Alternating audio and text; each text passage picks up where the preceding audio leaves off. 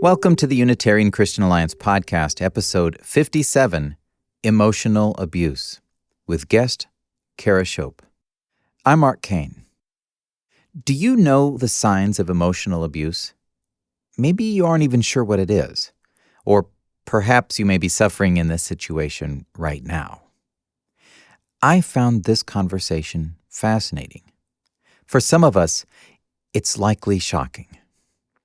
If you are a faith leader, this is important information for you. And even if you disagree with some of it, there's no avoiding that a problem exists and people are hurting. I mentioned in the previous episode, number 56, Blood in the Water, that isolation can be a problem. I noted specifically that Unitarian Christians, already isolated by theology, could be more prone to being targeted by a shark, a predator. There's a moment in today's episode where Cara's Christology was specifically used against her. I was dumbstruck at the shrewdness of it. I won't spoil it for you, but it involves a combination of a prefix and a postfix, a tactical 1-2 punch of communications control. After I had finished editing the interview, I got to thinking. If the problem is as common as the stats may indicate, or even half as common, there are a lot of hurting people, and people who are doing the hurting. Statistics alone would indicate some of you may be on the other side of the dynamic Cara is talking about today, the abusive side. If that's you, you may not realize what you're doing. Or you do, but you believe it's all for the best, somehow. I'll speak with you briefly after the interview. Now, honestly, do I think you'll listen to this conversation even to the end? Probably not. If Cara is right, most abusers can't see it or acknowledge it. And my suggesting that you'd be the one I'd talk to has already shut this down. This is ridiculous, a waste of your time, a platform for complaints and anti-scriptural, blasphemous musings. You don't have to listen to this. Well, yeah, you don't. But maybe you may not be quite that certain of your moral impeccability. And you might just give this a chance. That's commendable. The UCA is a narrow effort centered around the particularly touchy issue of the nature of God. We would not be doing this but for the rampant hostility unleashed upon us by other Christians. Folks are convinced that Unitarian Christians are an impossibility, that the Trinity is such an obvious reality in Scripture that we are blind and absent of God's Spirit. We have abandoned the faith, and we're taking others along with us. These words are harsh. Imagine you went through the same process as Hildy Chandler in episodes 2, 3, and 4, sincerely seeking for answers, and you concluded differently than your faith community. Then, upon certain chastisement, dismissal, and condemnation, you did it anyhow, forced to choose between what you saw in Scripture and what tradition handed down, forced to decide between your friends and fellowship or an uncertain future of likely isolation. Well, that's why we're here. You are probably one of those who made that difficult choice. It's not an easy road. Our UCA membership has many, many people who have tried and failed to find others in their area, so they patiently wait. Well, keep waiting. The tide is shifting. Eventually, more people will do what Hildy did. They'll pause and reflect that perhaps there is more to this than we've been told. Perhaps it's a mystery isn't as satisfying of an answer as it once seemed, given the New Testament writers never spoke of this triune mystery. So hang in there. You're not alone. We are all over the place, just spread out a bit. In the meantime, I appreciate that you are sharing in these stories with me. Today, you are almost certainly going to discover something that you did not know before. This knowledge could prepare you to be more of a blessing to someone than you might have been before. This is a fallen world, replete with sin and problems and pain. If you recognize and face this reality, you can both harden yourself against it, and you can serve as a guide, a helping friend to others who have been pressed tight under this world's grimy thumb. So, Cara, I appreciate that you're taking some time to visit. Thank you. It's absolutely my pleasure. It's always good that people know a little bit about the background, like how you ended up connected to the Unitarian Christians. Let's do an overview of that. Okay. I was raised Methodist, and my family were missionaries in Ecuador. But as a child, it really, going to church at the time really didn't mean anything. It was just something we did as a family. Okay. Once I became an adult, after I had my first child, that's when I kind of recommitted myself to God. And then my husband at the time, he was having an interest as well. Okay. We got into a church. We were there for about 3 years. And then we just realized there wasn't a whole lot of Bible actually being taught. So our initial search was to just find a church that actually taught the Bible. So you had a sense of what you were looking for. You recognized it pretty quick that it was shallow. Yes. So we just started looking, and one time we drove past a middle school that had a sign out, and it said, like, scriptural study groups or something. So we thought, maybe they study the Bible since it says that. Truth in advertising, right? So we actually learned a lot there. I especially learned how to use a concordance and a lexicon and just really how to study the word. Yeah. That was very, very exciting. And I just had a craving and just kept learning more and dissecting. And we kind of felt like, I feel like these people know something that we don't know. Because some of the jokes they would say.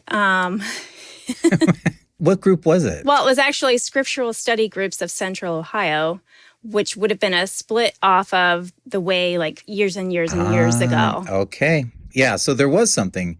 Were they not teaching about the Trinity yet? Yep, it never was brought up. But they always had, like, a book table out every Sunday. Okay. And I bought one. It was called something about the unfinished Reformation. Okay. But it was about the Trinity and how, like, Luther should have, or the Protestants should have gone on and, completed the whole Reformation by getting rid of that as well. Right. So I was sold from the moment I read that book. My husband was not. So then we just agreed to disagree for a very, very, very long time. It really wasn't until he started looking again. And it was like right when the internet was getting big. And he came across some Anthony Buzzard info that just grabbed his attention. And then he dove in really, really big. And so then we were finally on the same page as far as God is one. That was probably a relief, finally. That was good, yeah. So that was your stage. That was the big concordance, right? The 8-pound tome that you were digging through that for your studies. Oh, yeah. That now makes sense that you would show up at theology conferences because you... Yes. Okay. We didn't stay at that other church because they built a building further this way, and we bought a house way up this way, so it just wasn't feasible to drive an hour and a half. Yeah. So you never really you didn't have a group of your own then that you felt comfortable with? Correct. Okay. So what happened over those many years that proved to be a problem? Well, when my oldest daughter was 19, she approached me. We were having a deep talk one night, and she said something referencing her father about being emotionally and verbally abused her whole life. And my immediate thought was, well, no, he doesn't cuss at us. He doesn't put us down and say mean things. So, he might be strict and kind of controlling, but it's not abuse. And so I went on a 2-week research trying to prove her wrong and ended up learning so much and also coming to the realization that we were in an abusive situation. Not just me, but the kids were as well. Okay. It was kind of shocking to me because then I also realized many of the things I was doing was kind of perpetuating it, feeding it. However, I truly felt when I approached him to let him know that some of these behaviors that he does is actually damaging to us, I fully expected him to be, like, oh, I'm so sorry. I did not realize it. And let me change, help me work on this. Mm-hmm. But instead, it was thrown around at me, and I was told that I was abusive and I was controlling. He did, after about 4 months later, he did acknowledge that he could see how some of the behaviors were damaging. Okay. Couldn't actually say the word abusive. He actually said he didn't feel it was abusive because it was all unintentional. But then in our situation, it was, yes, you're right. I see it. I'm going to work on this. And then it just is a complete circle. Then you can feel the tension building again and rising. And then it becomes an outburst. It was about a 1.5, 2 month cycle. I was the one who read the 15 different marriage books, how to please, how to honor, how to submit, anything and everything. Yeah. Because what is wrong with me? Why can't we have peace in our home? So it was freeing on the one hand to see, oh, wow, we are not crazy. There is something wrong here. Yeah. But it was also devastating.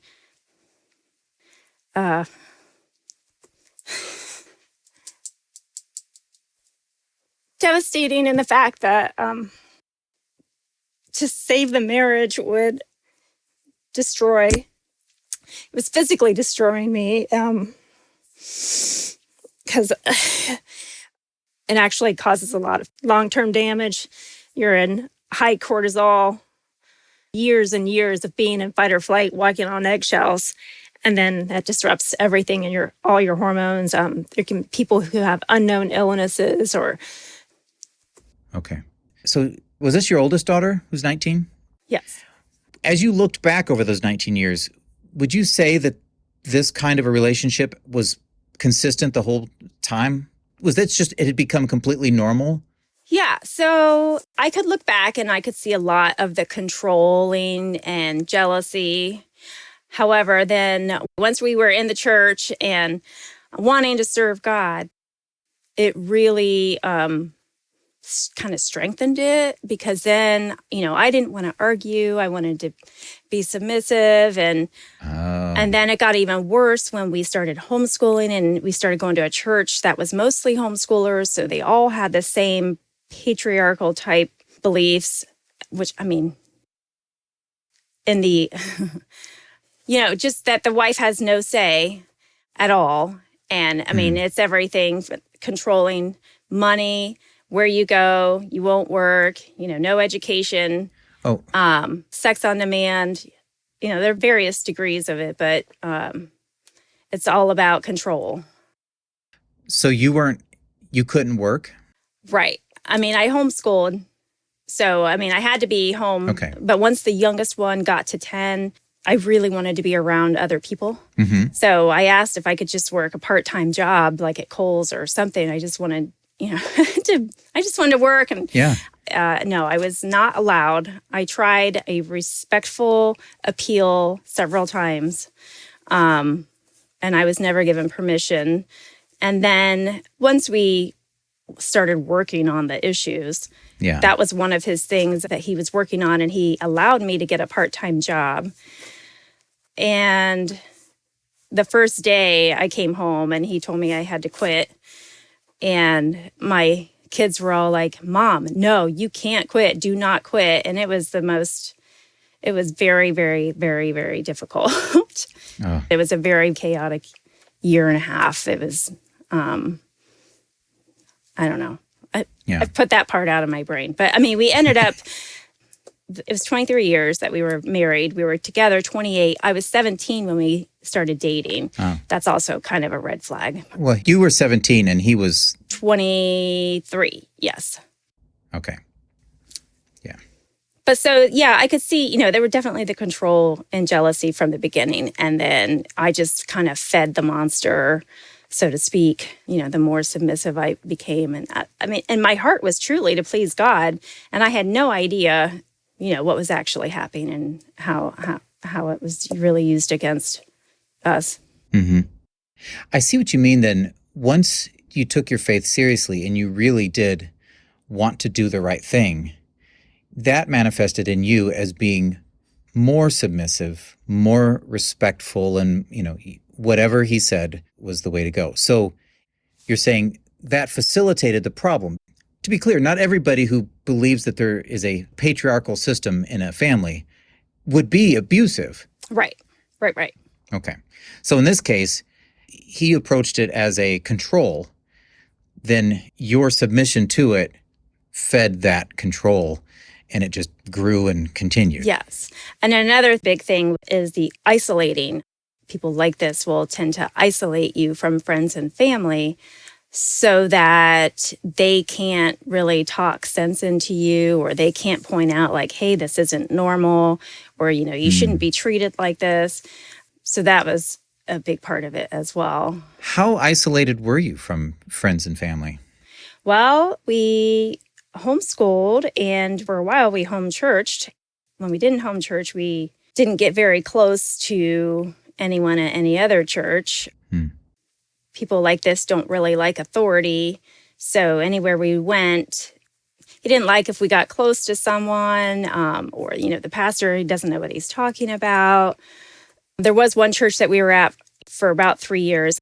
They were mostly all homeschool families as well. So they kind of all believed the same way. Mm-hmm. And, looking back now, I can spot the dysfunctional families very easily. You have a new kind of radar for this. I do. And let me say, too, I'm not man-bashing at all. I know 7 males that have had emotionally abusive wives. And they're in various stages, either divorced or separated or still married and just living with it. So it's not just, it's a type of person. It's not male or female. Mm-hmm. And then throw in the religious side of this, then you have scripture that is kind of beating you over the head as well. Yeah. Which he probably brought up. Yes. So once you had discovered that this was dysfunctional, and you had gotten to the point where he was able to admit that it wasn't working very well, what did you do as a couple to try? I mean, you knew about the problem. What was that like? We had some friends of ours that were in our homeschool group.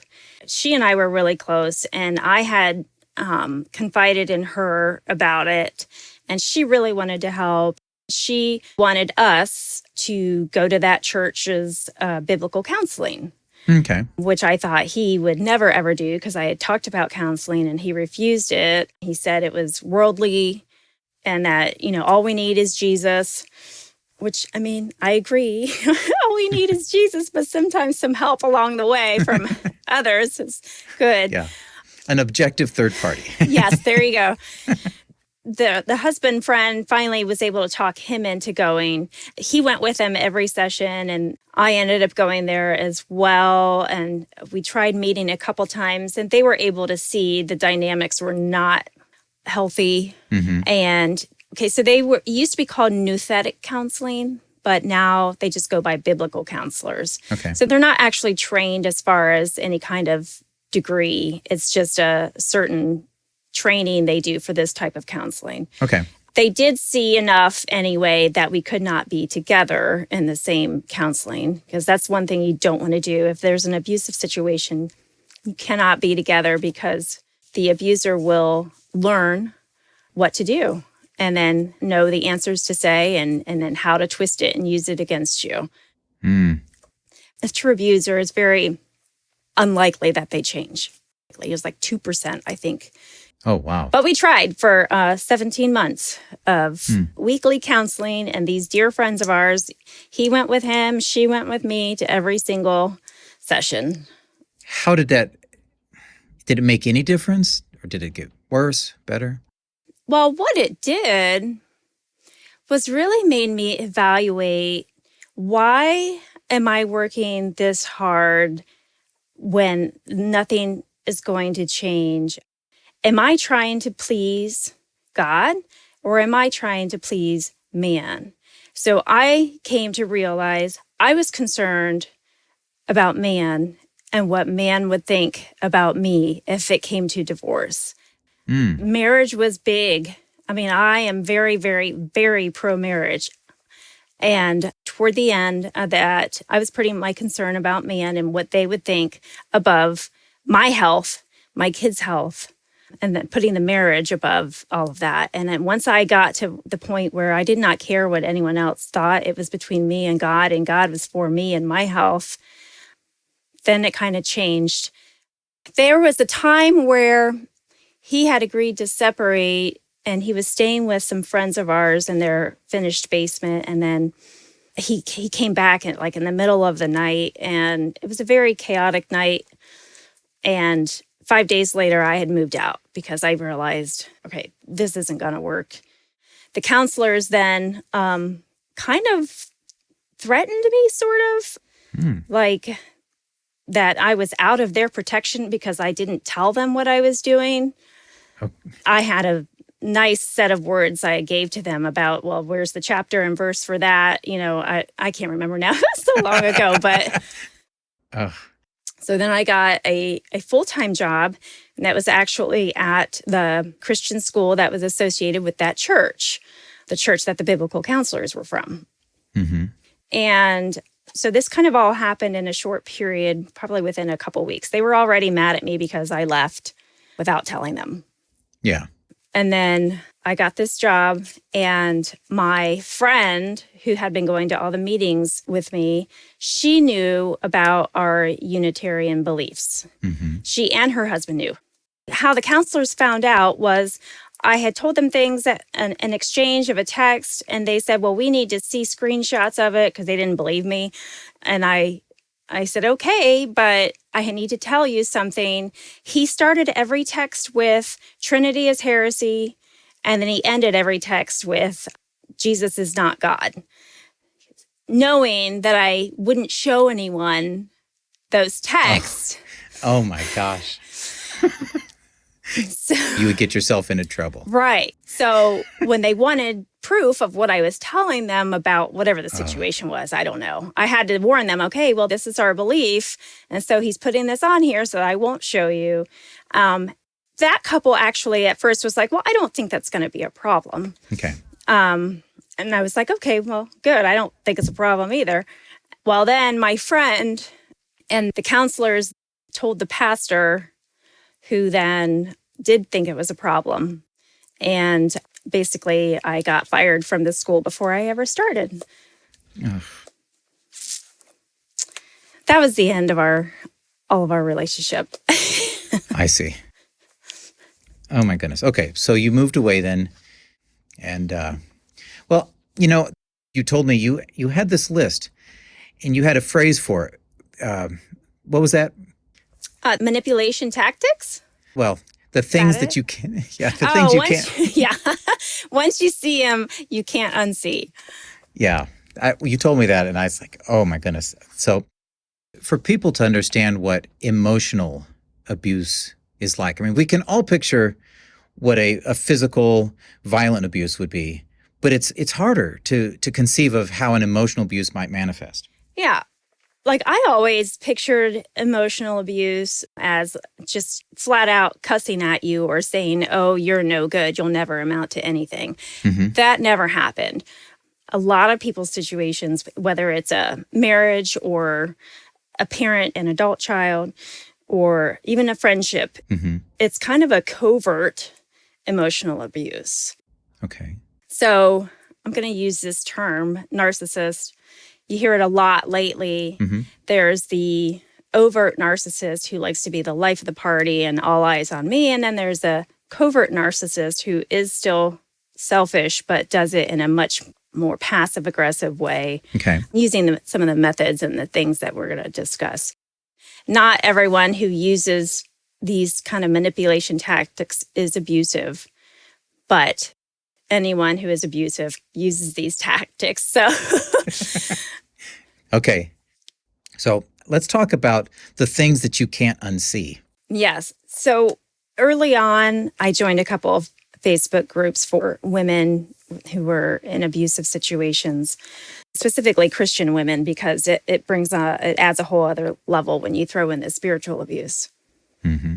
It is amazing how alike these people are. And we would jokingly say that they're all using the same playbook because it's literally all the same tactics. We can start out with gaslighting, and I know we've heard that a lot lately. Yeah. It really just makes you question your reality. If you're having a discussion and, you say, well, the other day you said this, they'll say, no, what I said was, and they'll just completely change it. When it happens the first few times, you think to yourself, oh, well, maybe I heard wrong. But then when it happens over years and years, you just start to think you're crazy. And that's the point of it. It comes from some 1940s movie where the guy would change the actual gas lights in the house and move them around and make the lady think she was crazy. I don't know. Oh, really? That's what. Yeah. So the whole point of gaslighting then is to make you feel like you are not thinking clearly, that Right. you can't trust yourself, you can't trust your own judgment. Question your reality. Yes. Yes. So that was the big thing when I read about abuse, where I was like, oh, wow, I'm not crazy. This stuff is really happening. Yeah. To do that to a person is effectively to lie with the intent of throwing them off and destabilizing them. Yes. Another one is projection. And the easiest way to explain that is someone will project onto you what they are actually doing. So if someone accuses you of cheating or, wandering eyes, you can be sure that that's actually what they are doing. Or if they accuse you of lying or whatever it is, they project onto you what they actually are doing. Even if it's feelings and talking about, well, you're trying to control me. No, it's actually them that's controlling. They are projecting onto you what they actually do. Okay. Now, do you think they know they're doing it? I mean, at some level? Right. Some of the notes I have say they project it onto the other person to make them feel better. No, and I don't think they know what they're doing a lot of times. I don't. And then there's those of us who actually really do self-reflect when somebody says, you know what, you are being really selfish and you're trying to control this. You would look at yourself and be like, wow, am I actually doing that? So you could be defensive or you could try to fix it. Like, oh, wow, okay, maybe I should be more careful. I don't know. What I ended up doing was trying to explain, well, surely if I can explain this, then he'll see it. Well, it just turned into a 5-hour lecture. How does that happen on little teeny things? I have no idea. Sometimes it would be stretch out over days, but they only see it their way, can't see anything else, and don't even bother trying to explain. And at the end, I'll go over some tactics for dealing with it. Okay, yeah. So there's innocent projection where somebody just assumes everybody else thinks like they do, that if you were to explain it, I would hope somebody would be like, oh, right. People are different than me. I can probably be a little more thoughtful. But this isn't that case. This is projection as a... Well, it's a manipulation tactic, and it all comes down to control. Okay. So the next one is word salad. If you approach someone, hey, we need to talk about this, and then they just take you in circles and don't focus on the issue you brought up. Also within that is kind of what I like to call Christianese crap salad, if I can say crap. Yeah, you could say crap. So they'll throw in the biblical stuff and throw that at you. I mean, I've been lectured and had, you are usurping my biblical authority, and, just not focusing on the topic at hand. Toward the end, I actually took out a notebook when we would have discussions just so that I could keep us on topic, because it would just stray from topic to topic, because people will say, well, what about you? You don't do this, or you can't tie your shoe, or just throw something random out there to distract you and deflect and bunch of words, take you in circular conversations where nothing gets accomplished. That makes sense as a form of control because you aren't getting to the point at hand because it's about a problem that should be addressed, when instead you could have a conversation that goes nowhere and frustrates you. Exactly. Yeah. There's a tactic called love bombing at the beginning of a relationship where they want to spend all their time with you or buy you things or shower you with kind words. That can be a red flag in both friendship and a relationship. The coming on too strong to kind of get you sucked in emotionally, and you don't see the red flags because you have all this powerful love bombing.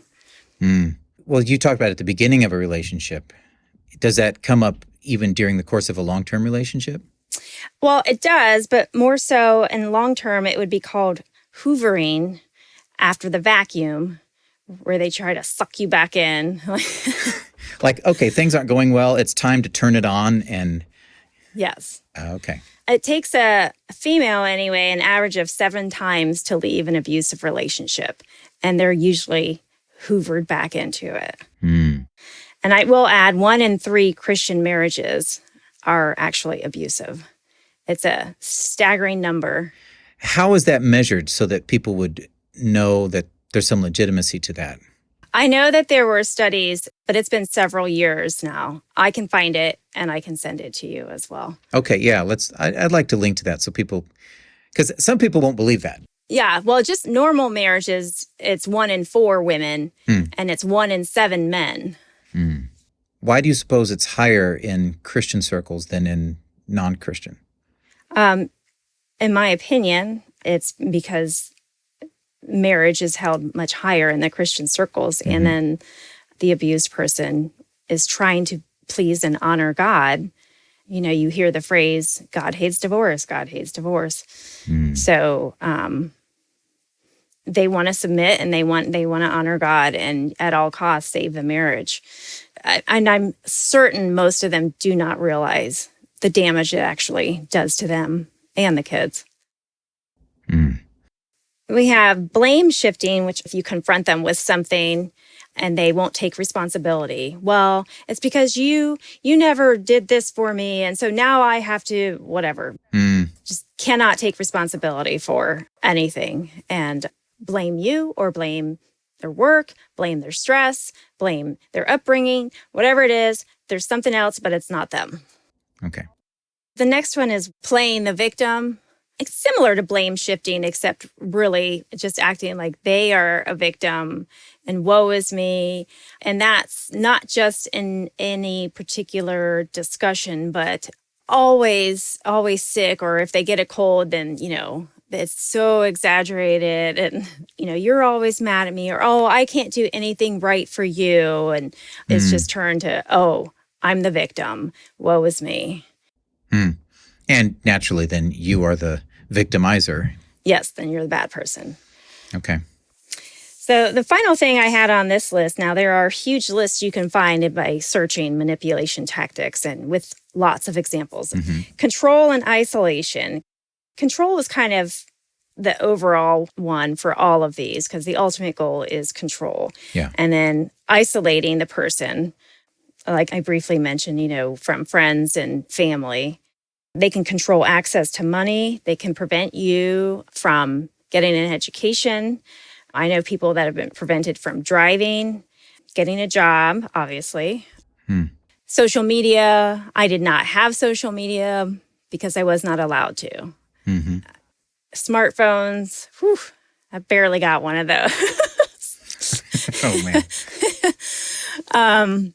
Sometimes people are, give total freedom as far as doing things and going places, but they control in other ways. So just something to watch for. So if you picture 2 people in a relationship where one is trying to maintain the relationship because that's the right thing to do, that's the godly thing to do, is to persist, but the other one has the mindset of continued control, that can linger and go for a very long time without getting addressed at all. So if people hear this and think, Oh my goodness, yes, that is me. I recognize this in my own life. Now we have a problem. What do we do? What do you do? Yeah. So my advice to everyone is educate yourself. Educate yourself, read about the tactics. Do not try to educate the other person. Do not. Do not use the words to them. Do not say you're projecting on me or you're gaslighting me. Educate yourself so that you can recognize the tactics and then you can respond accordingly. There are support groups for women. Actually, there are support groups for men too. Obviously, I was only in the women's one, especially the Christian women. If you share a story or a situation with someone and then they are like, yes, mine did this too. This happened to me. Then it's very, very validating that you're not crazy and that this situation is not healthy. When you're isolated and you don't have friends or family or you can't talk to anyone at your church about it, sometimes it's just easier to have strangers on these support groups. And I have made some lifelong friends through these support groups. There's two things called gray rock and yellow rock. So when you're dealing with someone, it's typically an abusive narcissist, the best way to deal with them is to be boring like a gray rock. Boring. Yes. Okay. Short answers. Don't try to defend yourself. Don't try to explain. Short and to the point, because it is fuel for them to get a rise out of you. Emotion from you fuels them. So they might do something expecting to get a reaction from you and keep the answers boring, just the facts. Now, if it's something that might be read by counselors or a judge or lawyers, then it's called yellow rock, and that's where you add like please and thank you. You know, some politeness with it so it doesn't come across as being cold. But those two things, gray rock and yellow rock, you must learn in handling a toxic person. And that can work for a boss or a friend or parent. Yeah. Oh, yes. I'm applying this in my head to anybody that you're pretty much stuck with. Yes. In life, there are people that you can just walk away from because you met them at a restaurant, you decide I don't want to hang out with them anymore, and it's over. But you can't do that to the coworker who sits in the desk next to you. You can't avoid the boss that you work for until you find another job. Right. Parent and child relationships, that's hard to avoid. Pastors in a church. Yep. Yeah. Yeah, that's fascinating. Fuel. In my previous episode, I talked about one person's need and the way they would feed on another person. If a person needs to feel like they have control and they can get you to react and cause you to go into some state, some emotional whatever, that is a form of control. They're witnessing it right before their eyes. Went from you being this way to you being that way, and it was because I entered the room and let you know what you did wrong. Yes. And so this is that patience, that being willing to step back and then to do the gray rock where there isn't much fun out of it. But what ultimately does that do, though? Because, I mean, you're still stuck in a situation. Can it solve the problem, or does it just make it more tolerable? What's the ultimate goal here? Well, solving the problem would be no contact, if that's something that's possible. No contact, blocking. I mean, that's the boundary of cut out of your life. But if it's someone that you have to have in your life, you would be amazed how well gray rock works. It really does work. And if you feel better, write everything out that you actually want to say and then delete it all out and say, okay. Okay. I mean, that works too, because it helps to kind of release that emotion and get those thoughts onto paper, but then only respond with just the minimal necessary. Right. Despite maybe the eloquence of your argument, you could have like the most well-formed argument for why they are completely wrong and think this one will work. This is it. I'm going to unleash this. They will crumble before me in humility and recognize the fault. And the answer is no, that won't happen. It will be used against you.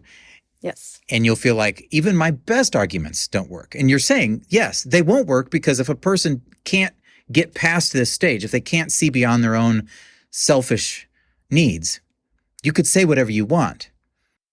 You're effectively giving us permission to not feel obligated to cure them. Yes, That's a big one. I felt like I was a fixer. And like, once I discovered what the problem was, emotional abuse, I felt like, okay, if he sees this, then it will fix this. We can fix this. Even when I did file for divorce, I was still hoping maybe that would be the thing that would open his eyes. And it was still up until maybe, I think 5 months before it was final, when I reached a point of, he's not going to change.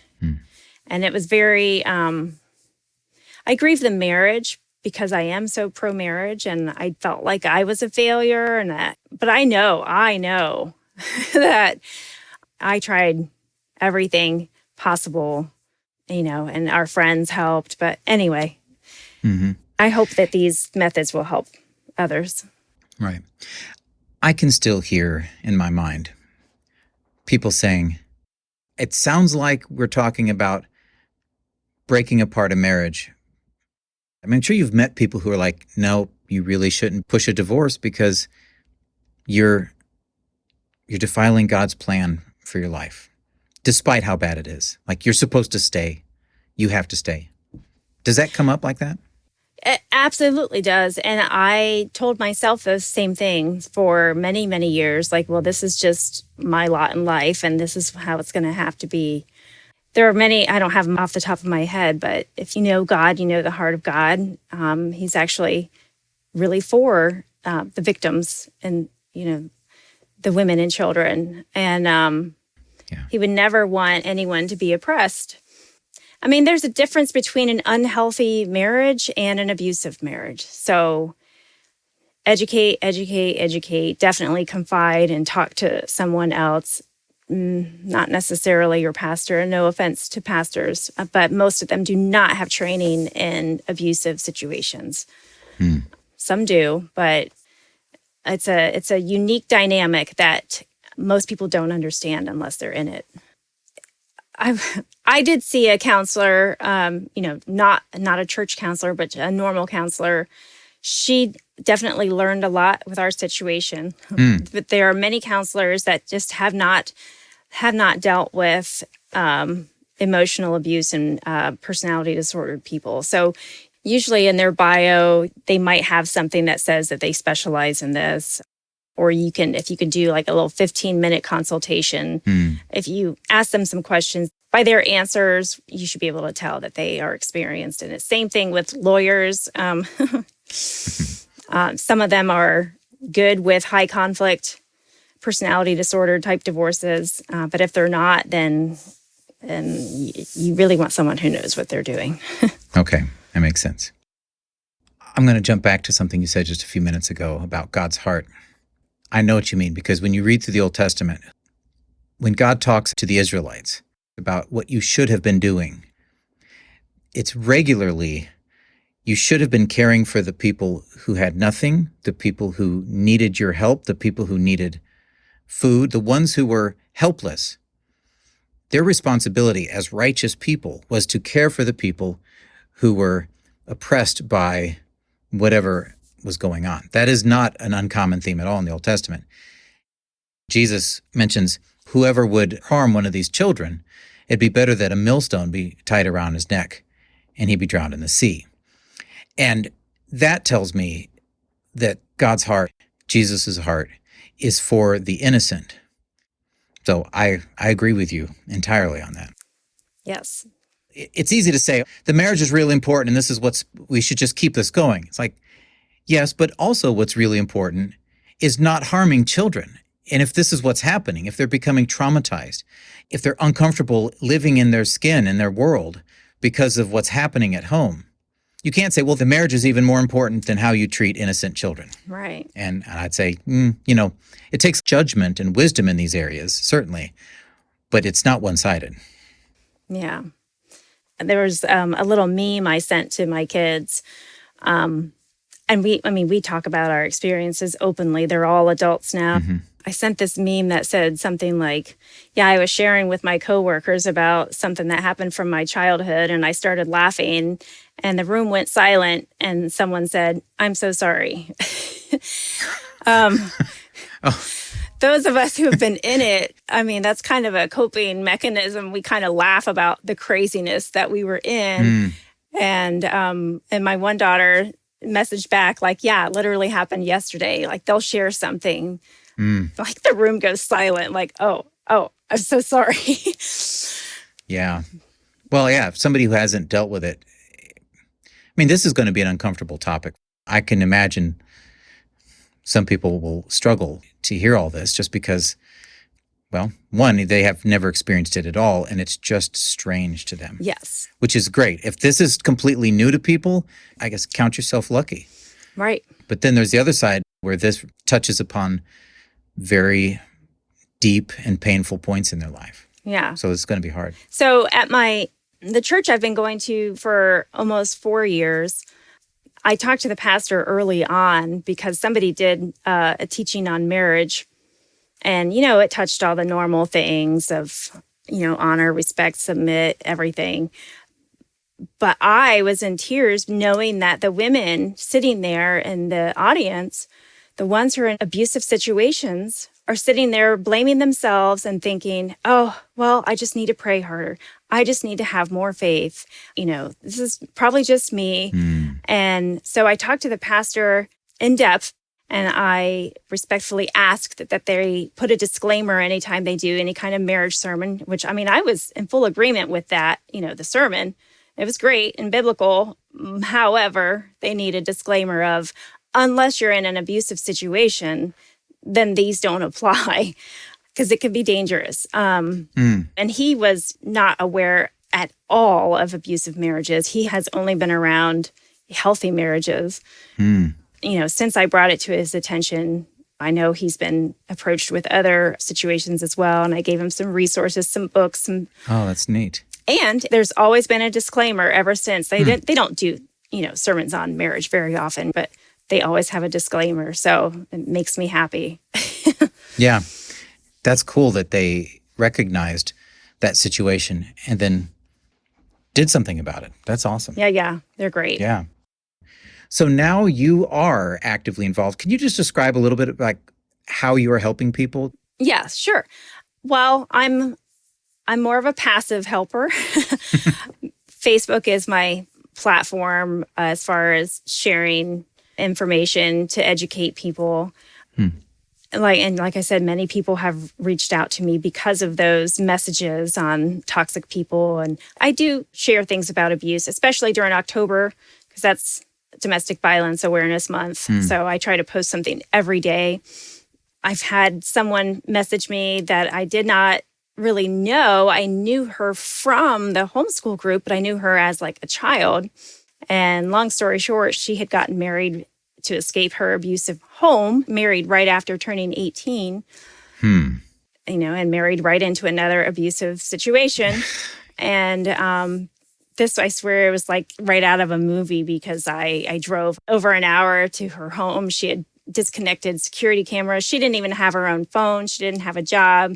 She worked with him, packed up all the belongings that she needed. And, we were out of there in 7 minutes. When I would first talk to her, she was like, do you know of any place that can help me? And I was like, yeah, absolutely. Me, you're going to come and live with me. So that's the only person I've ever taken in because I knew her and, knew the family. Yeah. She stayed with me about 6 weeks just until she could get on her feet. She's thriving. It's fabulous. It's more like a case-by-case basis. Usually it's just either over the phone or, they'll message me and just kind of need to work through how to deal with this person. Again, educate, because there are so many options out there available now.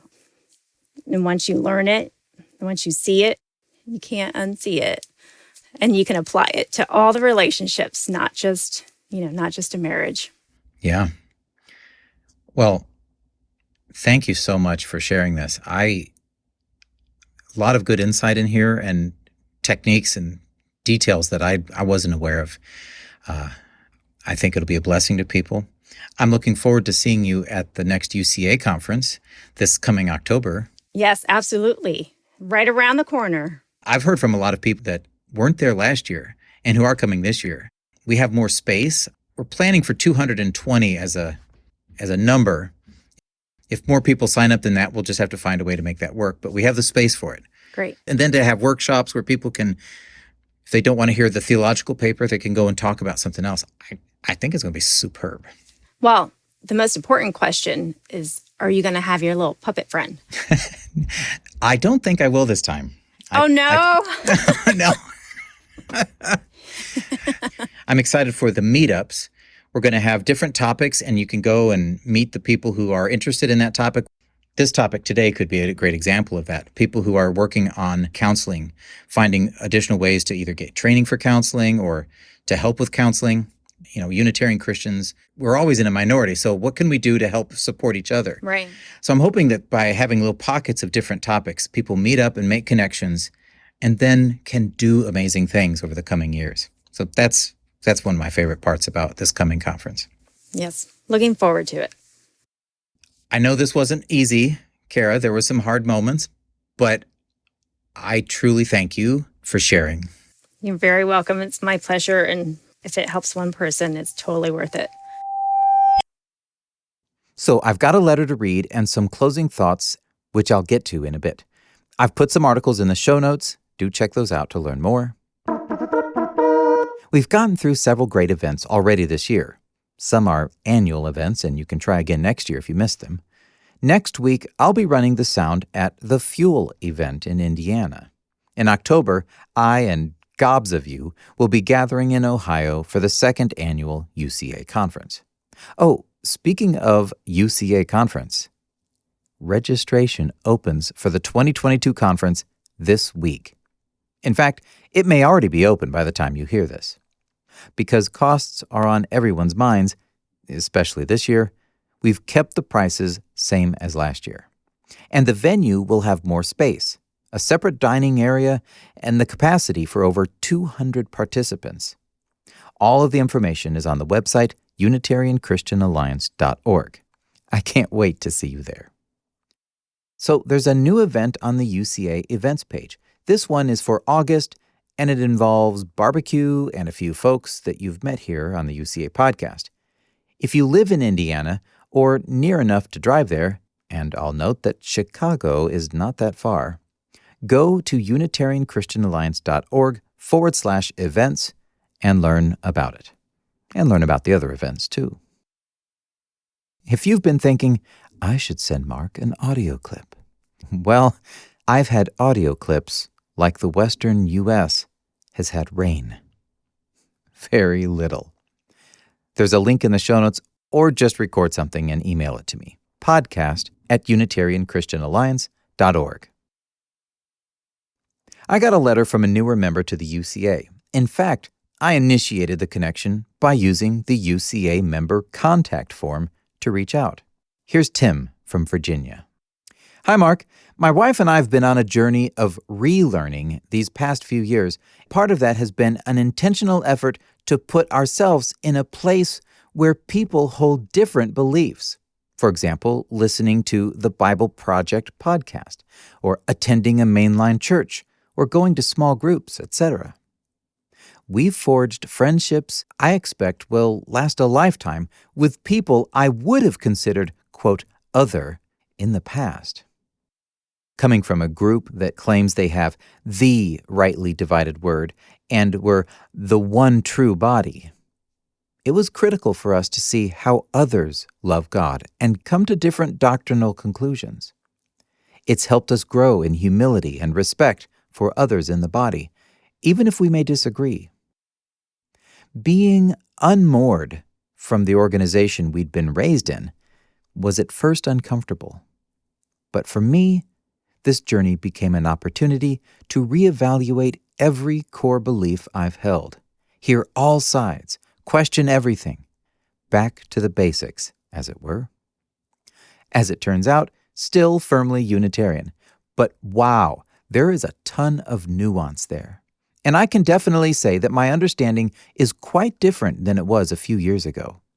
Resources like the UCA podcast, Restitutio, and the One God Report have been invaluable to me in my effort to go deeper. Thanks for the great content, looking forward to more, and hopefully meeting at the UCA conference. Thanks, Tim. That is so amazing. The unmooring you mentioned, pulling back from a previously well-established framework, that can be very frightening. But I think it's because groups tend to press confidence onto their members. Think of a church as a boat, and all the members are the crew. Over time, the members become confident of their means of travel, secure in the demonstrated safety of their trustworthy vessel. Yet, if a big wave washed the crew overboard, many would drown. People spend their lives perfecting their ship operating skills, but they never learn to swim. Individuals who cling to their groups can feel secure in their doctrines and their practices, but they know, deep down, they know they can't swim. And that thought is unnerving. A good pastor will recognize the danger, stop the boat, and help them learn to swim. Often, however, the boat and the destination are just too important. So leadership focuses on the boat and its great qualities, and then maybe reminds the crew, maybe just stay away from the railing. Tim, it sounds like you are learning to swim. Thanks for the note. So I had some follow-up thoughts on this interview. 1 in 3 women in abusive relationships? Maybe that's right, or maybe the way they measured was faulty. Perhaps it's 1 in 5 or 1 in 10. I don't think it matters. Unless you're in a tiny group, there's a decent chance it's happened or is happening right now, and you may be able to help. You may personally know someone who is struggling with emotional abuse, or someone who would benefit from understanding it, like your pastor. Share this episode. Neither Cara nor I are counselors. This episode is us walking into a dark room and just turning on the light.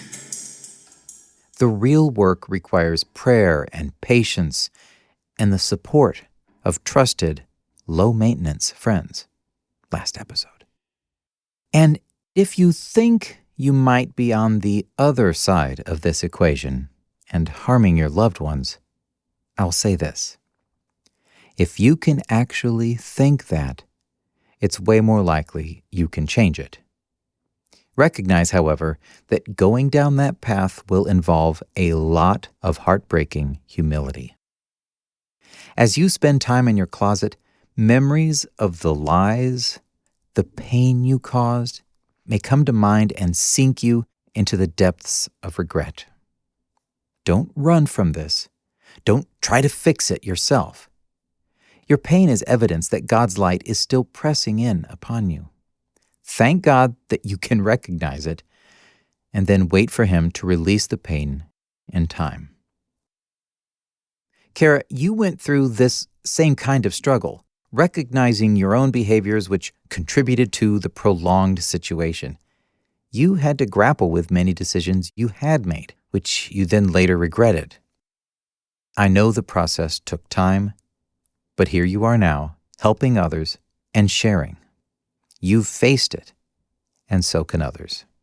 Pain and all. Thank you for telling your story. May God bless you in your truth pursuits. I hope this podcast serves you well.